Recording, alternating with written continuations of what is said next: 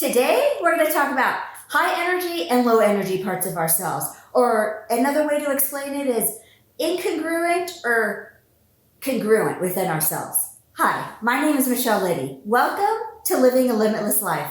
I help people connect to a positive self-identity for growth and expansion in all areas of our life. Now, I wanted to share with you this kind of blank slate or diagram first before I fill it all in, which I'll show you on the next page. This shows when we're incongruent, or the kind of inner conflicts between our low energy and high energy. And this is the gap between having it be congruent. And this represents being in congruence, when we're in alignment with ourselves. Okay. So to start with the incongruent part of ourselves, there's a mixture of low energy and high energy parts of ourselves. Do you ever feel like you're in situations where you're just like, what keeps me from being in this higher state of energy or this higher state of vibration? Like, how do I get to a higher energy feeling or a higher vibration? And what keeps me in low vibration? And I'm going to explain that a little bit more in depth here, because that was something that I asked myself a lot. I'm like, people talk about higher vibration or higher energy, and I would wonder, what does that mean? Or how do you get to a higher energy? Or what is higher energy? I was really confused when I started out my journey, and I was trying to figure this out because I heard so many people talk about it, but I just didn't know how to have it within myself. I didn't know what was kind of keeping me stuck or not moving forward or not doing what, I put my mind to, and I didn't finish it. I would start, stop, start, stop. And this kind of explains a little bit about that. So what happens is that there's different times in our lives where we've had experiences and negative experiences that were imprinted in our minds. And when they're imprinted in our minds, they turn into an emotional imprint of how we felt in that moment when either trauma happened, or we felt fear, or not feeling safe. There's different emotional imprints that we developed during those points in our lives that stayed in our bodies. Now, the moment passed, like the traumatic experience or the fearful experience is gone, but the emotional imprint that we developed when that was happening to us stayed behind and stayed in our bodies. And it gets stuck in our bodies. And it wasn't released, so it gets stuck. And it's kind of a go-to emotion whenever we feel that something resembles that traumatic experience or that fearful experience. And those emotions that are left over, and this is just a few that I picked out, there's many, many more that could be added to the list. And you can take out a piece of paper and write down maybe some other emotions that you may have felt when you were in fear or a traumatic experience happened to you. There's insecurity, there's fear, there is resentment could have developed, self-doubt within ourselves could have developed, not feeling confident could have developed. And then there's other parts of ourselves where we do feel good about ourselves. And that comes over to feeling secure or trusting or forgiving or certain or confident. And sometimes we feel these higher energy or higher vibration emotions, but it may not be consistent, because then these lower vibration emotions pop up, and they tend to kind of pull us down into this area of our inner selves. And we wonder, like, how come I was feeling so secure and confident, and then all of a sudden one of these emotions popped up and I felt insecure or not confident, or I felt like I had to shrink. And that's where the gap is that's our out of alignment. And this is out of alignment when we have this struggle between the lower emotions within ourselves and the higher emotions within ourselves. And it's not easy to just say, well, just get over it. I'm not going to feel insecure or fear. It's a process to start closing this gap in and making it like this, aligned, and having us become aligned. And the more aligned we are, the more happier and joyful and confident that we're going to feel. Now, moving over to alignment, when we're in alignment, there is no gap. It's And let me back up a little bit and explain this. This lower part of energy of ourselves is an undercurrent. It's an undercurrent of our subconscious feelings. And the subconscious feelings are fear or shame or insecurity or jealousy or any number of those negative emotions that stay stuck within us. And so if we come down to the aligned part of us, the undercurrent matches how we feel, or it matches our aligned part of ourselves. There's no conflict between these lower energy parts within ourselves and the higher energy parts. Now, it doesn't mean that some of those lower energies still don't reside within us, but they're not the dominant part of us, of our emotional foundation. They are the parts that when they pop up, such as insecurity, when insecurity pops up, it's not anchored or lodged in that subconscious as a main feeling that we feel all the time. It's something that, we may feel insecure, you're aware of it, and you know how to overcome it through positive beliefs within ourselves. Like, I feel confident. I know that I can do this. I can totally make it through this situation. And you're not getting riddled by the insecurity of, I doubt myself. I'm not sure if I can do this. I just want to run away. I want to hide, or I don't feel confident in this situation. That is not the anchoring feeling when you're aligned. It's more of a flighting or fleeting kind of feeling that you know who you are, you know where you stand, and you don't stick in that. You can move through that insecurity very quickly or swiftly. Now, when we're aligned, we do feel abundance and abundance. So our subconscious right here feels how we feel when it's matched up. How we feel subconsciously is how we feel about ourselves kind of holistically. And so those parts of ourselves lined up, and that's when we are in alignment.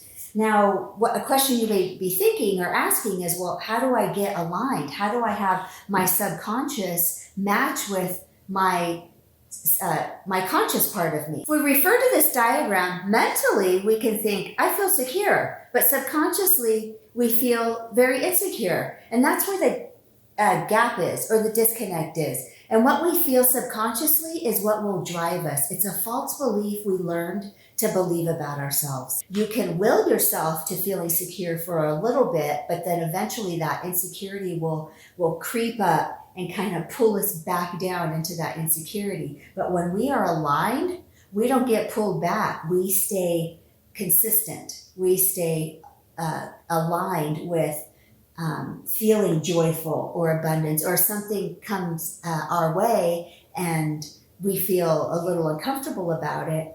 We feel like we got this. We know how we can move through this. And I'm going to talk about that a little bit more, about how do we move through these lower vibrational parts of ourselves and kind of close this gap in to come into alignment with ourselves. So that's a little bit about, what kind of keeps us out of alignment and what keeps us in alignment. When we're in alignment, our subconscious and our conscious selves are in alignment with each other. They match up. When we're out of alignment, the subconscious self and the conscious self of ourself is not in alignment, and it kind of is an inner conflict that is a little bit of an inner battle between ourselves.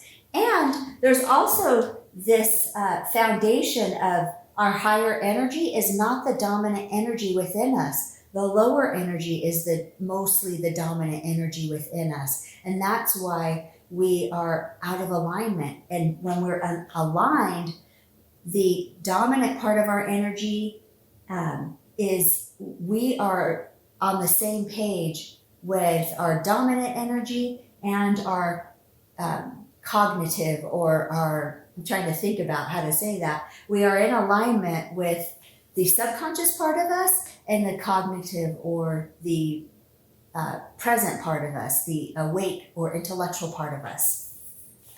Now, how do we close this gap in and start coming into alignment?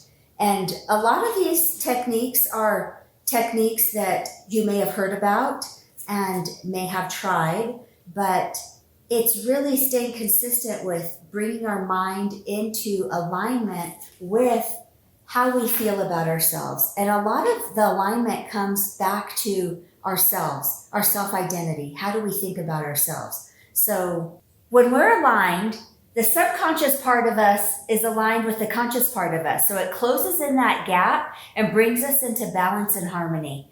And that will take a little bit of time. It's not something that happens very quickly, but it's also as soon as, your body is ready to release these gaps within ourselves and move into that place of alignment. And that's where, one of the biggest questions I had was, how do you get to higher vibration or higher energy? And that's really what it's about, closing in this gap of our lower vibrational emotions and raising them up into these higher vibrational emotions and coming into alignment. So what is the key? What helps us close this gap in and bring us into alignment? And it's really, let me turn the page here. How to come into alignment. It's really about our self-identity, the way that we think and feel about ourselves, and what we've learned to think and feel about ourselves. Our self-love, our self-worth, our self-value, our self-acceptance, and our self-respect. And this is kind of just an overall view of all the different parts that could be affecting our alignment. And when we start raising these different parts of ourselves, again, some of these parts may be raised, they may be really good. And then there are other parts that are a little low and we need to connect with a little bit more within ourselves. And connecting with meaning is if we don't really love ourselves, we're going to be out of alignment. And there could be, if not loving ourselves, we could be self-rejecting ourselves. We could be hating ourselves. And these are just patterns that we developed when we were younger, not realizing they were going against who we are and creating a faulty self-identity that wasn't healthy and helping us spring kind of forward and creating the lifestyle or the life or the relationships that we want in our lives. So when we're out of alignment, that's where those, these lower vibrational emotions pop up. And it has to do with how we viewed a situation in relationship to ourselves when we were younger and developed an insecurity, which has to do with our self-identity. When we're in fear, it has to do with something about our self-identity that we're in fear that may emotionally hurt us or harm us. When we have resentment, sometimes resentment is used as punishing the other person because we've been hurt, but in actuality, we're punishing ourselves in the process of trying to gain some type of safety within ourselves. It's pulling us out of alignment. And self-doubt comes from not feeling secure or confident within ourselves. We doubt how we think or feel about a situation, or we feel insecure about using our voice and saying our opinions. That has to do with some part of our self-identity and how we are viewing and thinking about ourselves. Not feeling confident, that's definitely could be a form of fear of judgment, fear of people judging us, fear of people rejecting us through what we say or how we act or behave in different situations, or standing up in situations and voicing your opinion. Not confident is fear of what people are going to think about us, which it goes in tandem with that fear of judgment. So it all has to come back. It all comes back to some part of our self-identity that's not in alignment with ourselves to close that gap in. So this gap really is kind of like a representation of your self-identity and what part of you, what false things are you believing about yourself in relation to the truth about who you are. And again, these were false things that we believed about ourselves that were developed when we were kids that are affecting us in our adulthood. And that's the part we want to come into alignment, is our self-identity. And coming back to this, we want to come into alignment. This is how we close the gap and come into alignment with higher vibrations or energies about ourselves, is loving ourselves. So if we're in self-hatred or self-rejection, we aren't loving ourselves. So it causes these incongruencies within ourselves. Believe me, I had a lot of these. I wasn't loving myself. I didn't feel worthy. I didn't feel valuable. I wasn't accepting myself or certain circumstances and kind of fighting against the grain instead of coming into harmony and balance about a situation. And I wasn't respecting myself. And respect could be not speaking up when you felt that you should have, like somebody really said something rude to me, and that kind of happened many times, and I didn't speak up for myself. So I'm not respecting myself enough to speak up and say, it's not coming back or lashing out. It's just letting the person know, that was really kind of disrespectful, and I didn't appreciate what you said to me. That hurt my feelings, or whatever language that feels right for you, that is for you, and not giving yourself away to the other person by not saying anything and letting them think that it's okay for them to disrespect you. So disrespect can come in a lot of different little instances of us not respecting ourselves. So I'm going to go into a big one is just self-love and really loving every aspect of ourselves. And I know I explained this in another video, but I just want to kind of emphasize it in here with closing that gap in and coming into alignment and harmony with ourselves, is loving ourselves through the parts of us that responded in a way that we didn't like or care for, or could have responded into in a different manner. But I really want to emphasize the point that it's really important to love that part of ourselves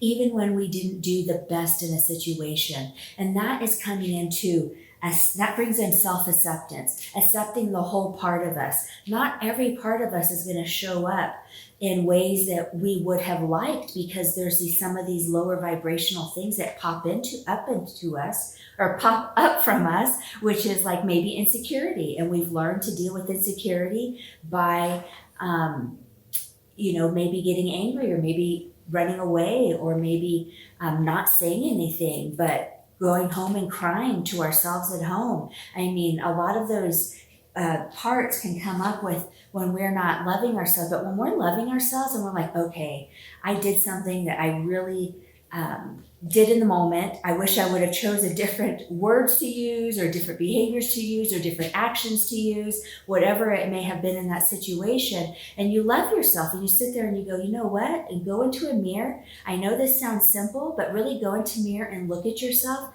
and say that situation. I love myself, even though I voiced my opinion on this. And your opinion could have been totally fine, but some insecurity got in you and you felt insecure about voicing your opinion. I feel really fine and I love myself, even though maybe I got hurt with that person. And so, some parts of me may be hurt and I come off hurt, but it's not the totality of who you are. There's small instances into the total totality of who you really are. So we want to separate those instances into small little instances and not make them an instance that defines the whole person of who we are. And that's sometimes where we can get down on ourselves, is that we do something that we wish we would have done a little bit better, and then we may address it in a way in our minds that it's all of who we are, when it was just a really piece of who we are, because we are a loving and kind person, but maybe in this moment you came off hurt or upset or frustrated, and that's okay. Really love that part of yourself that showed up in a way that was not your best self, and that's okay to not show up as your best self all the time. There's many emotional situations that are going to pop up until we start recognizing these parts of ourselves and start knowing what to do. One thing is to self-soothe and really soothe yourself and say, I'm okay, everything's fine.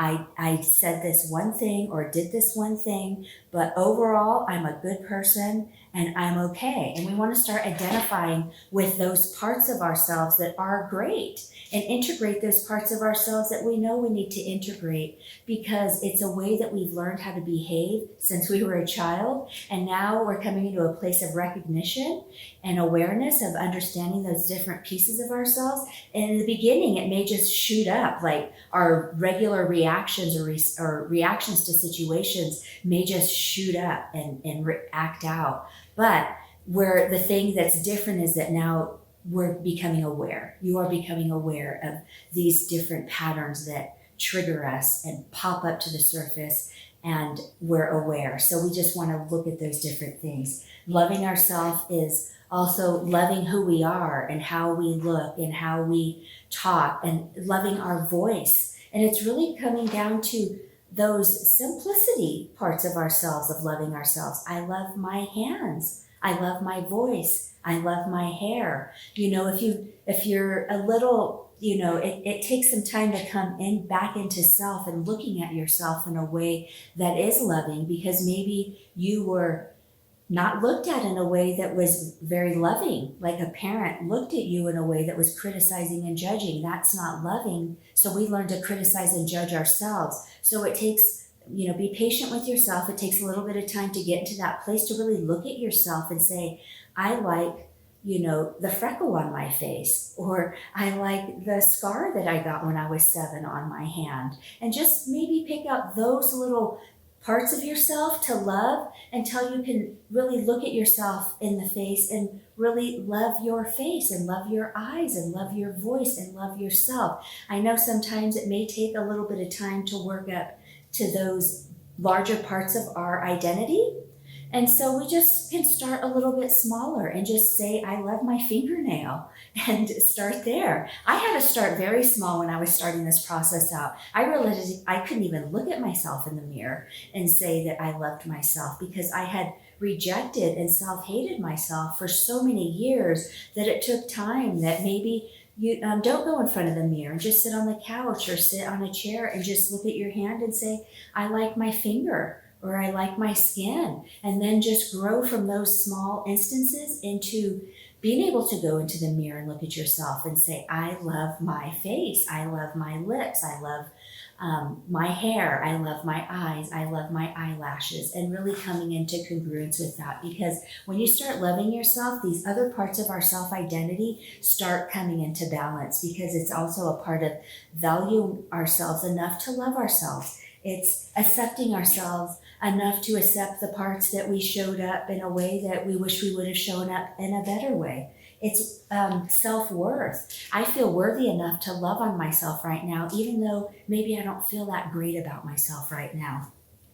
And then respecting myself enough to take time out and say, I respect myself enough to give this to myself, to give myself some love here. And then value.